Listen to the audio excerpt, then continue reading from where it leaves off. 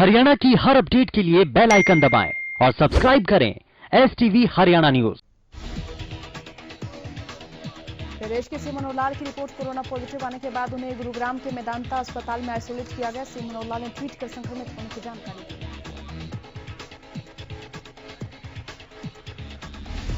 CM ने लिखा था कि मैंने अपना कोरोना टेस्ट कराया जो कि पॉजिटिव है। उन्होंने अपने ट्वीट में आगे लिखा था कि मैं सभी से अपील करता हूं कि पिछले दिनों जो भी मेरे संपर्क में आए हैं वो क्वारंटीन हो जाएं और अपना कोरोना टेस्ट जरूर कराएं।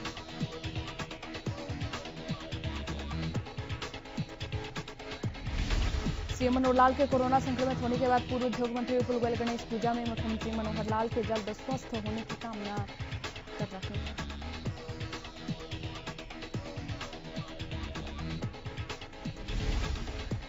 पूर्व उद्योग मंत्री विपुल गोयल ने सीएम मनोहर लाल के जल्द स्वस्थ होने की कामना करते हुए कहा कि भगवान गणेश सीएम को जल्द स्वस्थ करेंगे।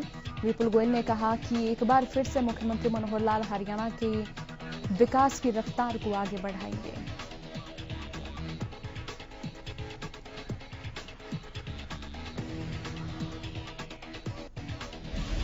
प्रदेश के परिवहन मंत्री मूलचंद शर्मा की कोरोना रिपोर्ट आई पॉजिटिव। 2 कर्मचारी भी कोरोना संक्रमित पाए गए।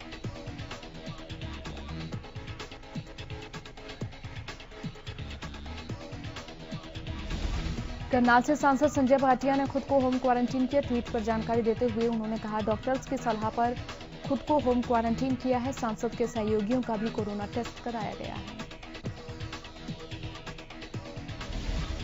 सीएम मनोहर लाल और मंत्री मूलचंद शर्मा से पहले विधानसभा स्पीकर ज्ञानचंद गुप्ता की रिपोर्ट पॉजिटिव आई थी। इसकी जानकारी स्पीकर ज्ञानचंद गुप्ता ने खुद ट्वीट करके दी थी।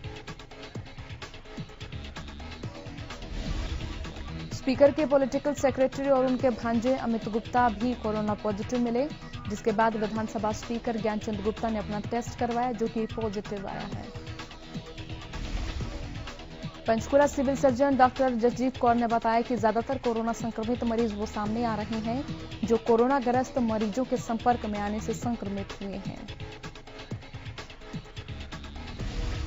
विधानसभा स्पीकर और मंत्री की कोरोना रिपोर्ट पॉजिटिव आने के बाद विधानसभा सत्र सिर्फ एक ही दिन का हो सकता है। सूत्रों का दावा है कि सरकार ने इस मामले में नेता प्रतिपक्ष भूपेंद्र सिंह हुड्डा को विश्वास में ले लिया है। गौरतलब है कि 26 अगस्त से विधानसभा का मानसून सत्र शुरू होने वाला था। विधानसभा अध्यक्ष रणबीर गंगवा दोपहर 2 बजे प्रेस कॉन्फ्रेंस करेंगे। विधानसभा सत्र को लेकर गंगवा जानकारी देंगे।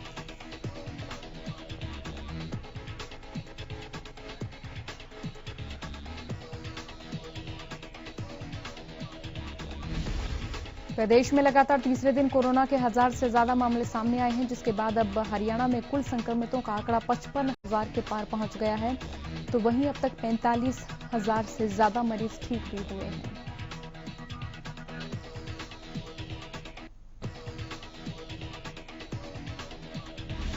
कांग्रेस अध्यक्ष को लेकर की गई कांग्रेस वर्किंग कमेटी की बैठक पर हरियाणा के गृह मंत्री अनिल विज ने कहा कि उनके घर का मामला है, जिसे मर्जी अध्यक्ष बनाए हमें फर्क ही नहीं पड़ता।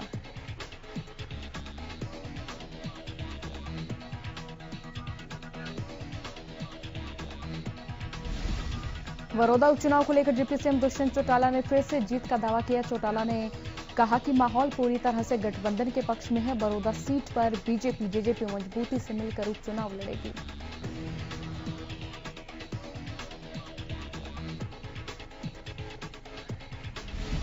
और वहीं बैठक के दौरान कांग्रेस नेताओं की ओर से सोनिया गांधी को लिखे पत्र को लेकर हुई चर्चा पर प्रतिक्रिया देते हुए विज ने कहा कि कुनबा टूट चुका है, सबकी अलग अलग राय हैं और सबकी अलग अलग मजबूरियां भी हैं।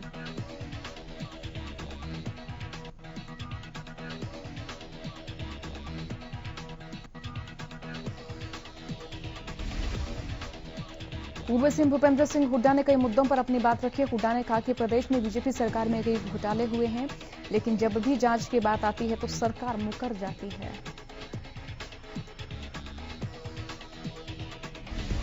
पीटीआई शिक्षकों को लेकर हुड्डा ने कहा कि सरकार को कोई रास्ता निकालना होगा। वही CWC की बैठक को लेकर हुड्डा ने कहा कि पार्टी के अंदरूनी मामलों को लेकर कोई टिप्पणी नहीं करूंगा। कपिल सिब्बल से ट्वीट पर भी भूपेंद्र हुड्डा ने प्रतिक्रिया देने से इनकार किया। कृषि मंत्री जेपी दलाल ने बड़ौदा उपचुनाव को लेकर कहा कि बड़ौदा में बीजेपी विकास की नई गंगा बहाएगी। साथ ही उन्होंने बड़ौदा के लोगों से अपील की कि लोग विपक्ष के बहकावे में न आएं। जेपी दलाल ने कहा कि लोकतंत्र में असली मालिक जनता होती है। जनप्रतिनिधियों और अधिकारियों को जन कल्याण में जुटे रहना चाहिए। बीजेपी सरकार जनहित को ही प्राथमिकता देती आई है। उन्होंने कहा कि बड़ौदा उपचुनाव में हल्के के लोगों को सोच समझकर अपने मत का प्रयोग करना होगा।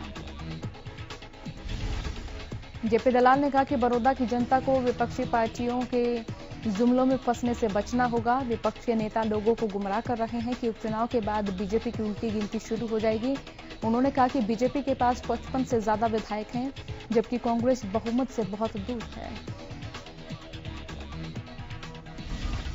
प्रदेश के परिवहन मंत्री मूलचंद शर्मा इन दिनों एक्शन मूड में हैं।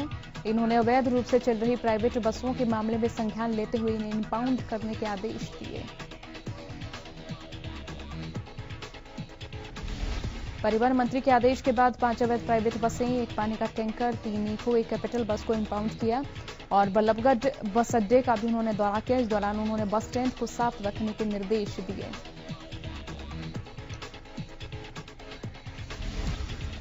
परिवहन मंत्री मूलचंद शर्मा ने जीएम राजीव नागपाल को आदेश देते हुए कहा कि जल्द से जल्द वर्कशॉप में खड़ी खराब बसों की नीलामी की जाए। इस मौके पर उन्होंने बताया कि बल्लभगढ़ बस अड्डे को पीपी मॉडल बस अड्डा बनाने की तैयारी की जा रही है। परिवहन मंत्री मूलचंद शर्मा ने सरकार और ट्रांसपोर्टर्स को लाखों का चूना लगाने वालों के खिलाफ सख्ती दिखाई है। पलवल के थाना होडल में फर्जी रोड टैक्स की खरीद बनाने वालों के खिलाफ मंत्री मूलचंद शर्मा ने कार्रवाई की।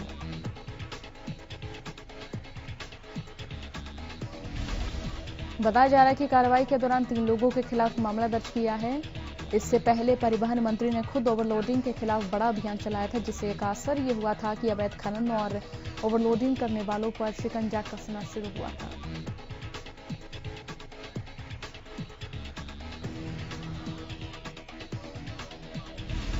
बहादुरगढ़ की विजयनगर कॉलोनी में इन दिनों वहां के निवासी बदबूदार पानी पीने को मजबूर हैं। वहां के निवासियों का आरोप है कि कॉलोनी में जो सबमर्सिबल से पानी आता है वो गंदा है, काला और बदबूदार पानी आता है। पानी की सही निकासी न होने की वजह से बारिश और सीवर का पानी जमा हो गया, जो बाद में जमीन के अंदर चला गया और अब वही पानी सबमर्सिबल से होते हुए उनके घर में आ रहा है। और पार्षद का कहना है कि सीवर व्यवस्था चौपट होने की वजह से जमीन का पानी भी खराब हो गया है। इसके लिए जिम्मेदार अधिकारियों और कर्मचारियों पर भी कार्रवाई होनी चाहिए।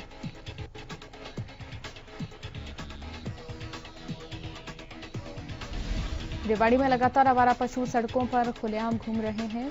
प्रशासन ने जिले को कैटल फ्री बनाने का वादा तो किया था, लेकिन वादा सिर्फ शब्दों तक ही सीमित है।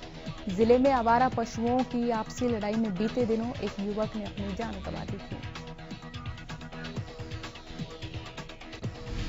जिसके बाद प्रशासन एक्शन मोड में आया। 7 एकड़ में पशुओं का बाड़ा बना दिया। 120 पशुओं को आनन फानन में उस बाड़े में डाला गया, लेकिन धीरे धीरे कार्रवाई फिर शांत हो गई और अभी भी आवारा पशु सड़कों पर यूं ही घूमते हुए नजर आ रहे हैं।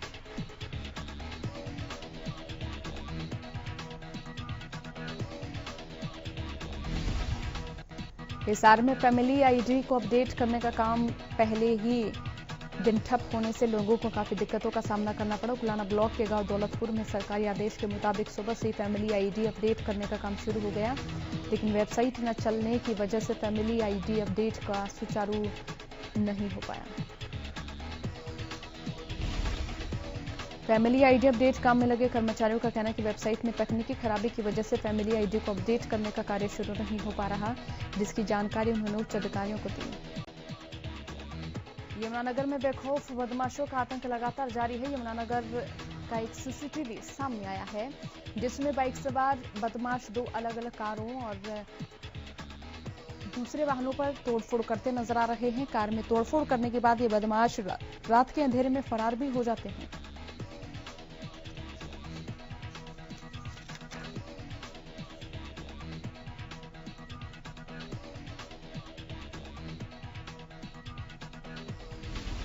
ये घटना ईस्ट भाटिया नगर की है। इस मामले में आरोपियों के खिलाफ शहर थाने में शिकायत दर्ज कराई गई है।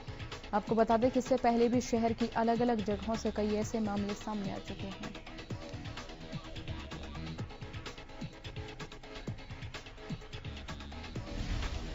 अंबाला एयरबेस को उड़ाने की धमकी देने के मामले में बड़ा खुलासा सामने आया है। प्यार में धोखा मिलने पर बदला लेने की नीयत से एक प्रेमी ने धमकी देते हुए पत्र में अपनी प्रेमिका का नाम लिख दिया था।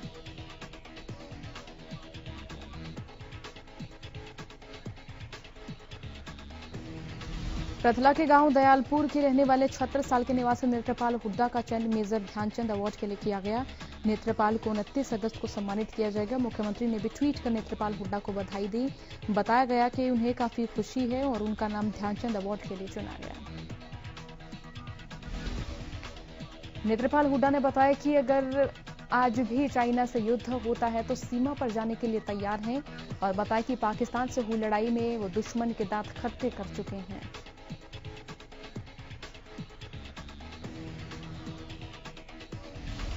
प्रदेश में हुए 2 दिन के लॉकडाउन के बाद अचानक सब्जियों की कीमतों में उछाल आ गया। हरी सब्जियां 20 से 30 रुपए तक महंगी हो गई, जबकि टमाटर 60 रुपए किलो तक पहुंच गया। सब्जियों के रेट में जो उछाल आया है उससे लोगों की थाली पर काफी असर पड़ा है।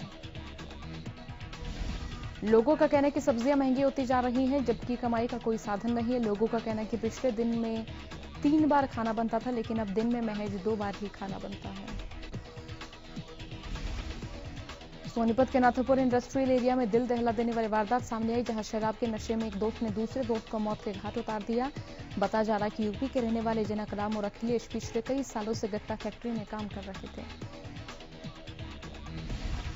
शराब पीने के दौरान दोनों के बीच किसी बात को लेकर कहासुनी हो गई। झगड़ा इतना बढ़ गया था कि जनक राम के दोस्त ने उसे लाठी डंडों से पीट कर मौत के घाट उतार दिया। जब दूसरे कामगार फैक्ट्री पहुंचे तो उन्होंने जनक राम के शव को लहूलुहान अवस्था में जमीन पर पड़ा देखा और इसकी सूचना तभी पुलिस को दी। जाखल मंडी में पुलिस ने शेलर मालिक से 9 लाख रुपए की ठगी करने के आरोपी और उसके साथी को काबू किया है। बता दें कि जाखल के एक शेलर में काम करने वाले कर्मचारी की ओर से शेलर कार्यालय से चेक चोरी कर उससे 9 लाख रुपए निकालकर फरार हो गया था।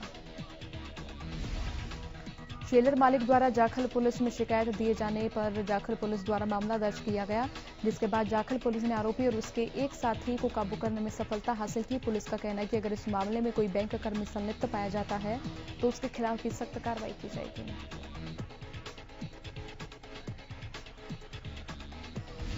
फतेहाबाद पुलिस ने सिरसा रोड स्थित वर्क एंड ग्रिल होटल से 7 लोगों को गिरफ्तार किया। सिरसा रोड स्थित वर्क एंड ग्रिल होटल में जुए का धंधा चल रहा था, जिसकी जानकारी मिलने के बाद पुलिस ने रेड मारकर यहां से 7 लोगों को गिरफ्तार किया। इन लोगों के पास से 5,55,000 रुपए बरामद किए गए। थाना शहर प्रभारी सुरेंद्र कंबोज का कहना है कि इस मामले में होटल मालिक पर भी कार्रवाई की जाएगी।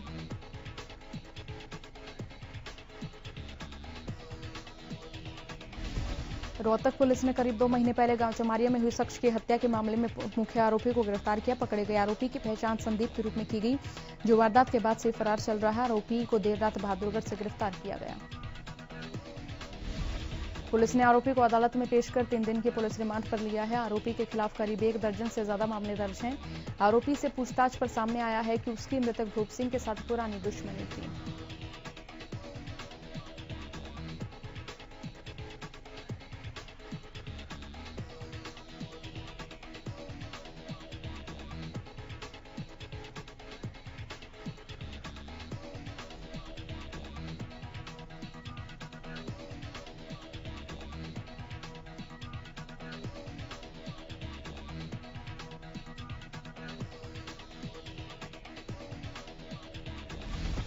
नांगल चौधरी के खंड निजामपुर में रेलवे स्टेशन पर बिजली का करंट लगने से युवक की दर्दनाक मौत हो गई।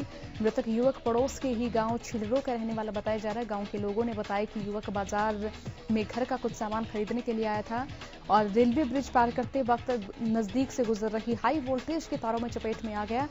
युवक ने मौके पर ही दम तोड़ दिया।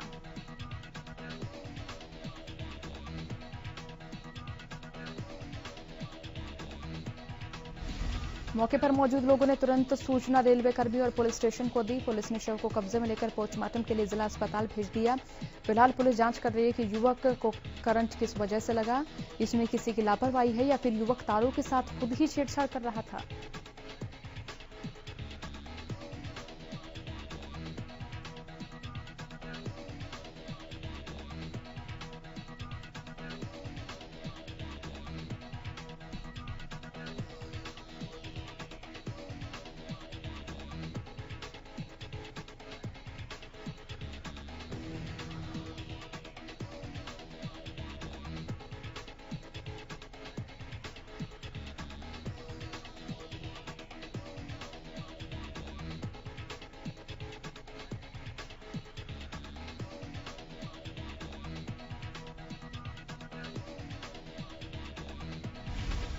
बुलेटिन में फिलहाल के लिए इतना ही। बने रहिए हरियाणा न्यूज के साथ। नमस्कार।